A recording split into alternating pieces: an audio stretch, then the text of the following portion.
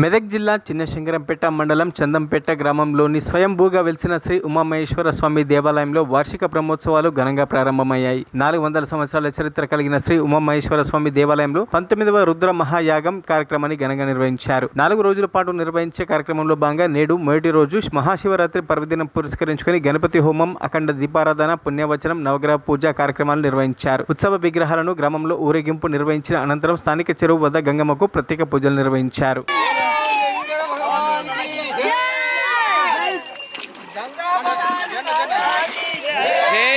గ్రామంలో అనాదిగా 400 సంవత్సరాల నుంచి శ్రీ ఉమామహేశ్వర స్వామి వారి దేవాలయం వెలిసింది. మరి ఈ దేవాలయంలో సాలగ్రామ లింగం కాబట్టి ఎవరు కూడా లోపలికి వెళ్ళరు, ఒక బ్రాహ్మణుడు తప్ప. ఈరోజు శివరాత్రి శుభ సందర్భంగా 4 రోజుల పాటు ఇక్కడ సాంప్రదాయబద్ధంగా బ్రహ్మోత్సవాలు జరుగుతాయి. ఉదయం స్వామివారికి అభిషేకమైంది, అమ్మవారికి కుంకుమార్చన, మహాలింగార్చన, మరియు ఊరికి దగ్గరలో ఉన్న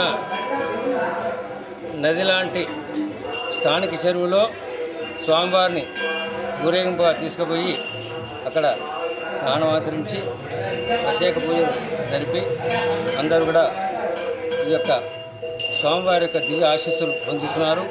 కాబట్టి ఉమామహేశ్వర స్వామి వారి అనుగ్రహం అందరికీ ఎల్లవెల్లలా ఉండాలని, అందరూ కూడా ఈ యొక్క సదావకాశాన్ని నియమించాలని మనవి చేస్తున్నాం. మరిన్ని అప్డేట్స్ కోసం మా ఛానల్ని సబ్స్క్రైబ్ చేయండి.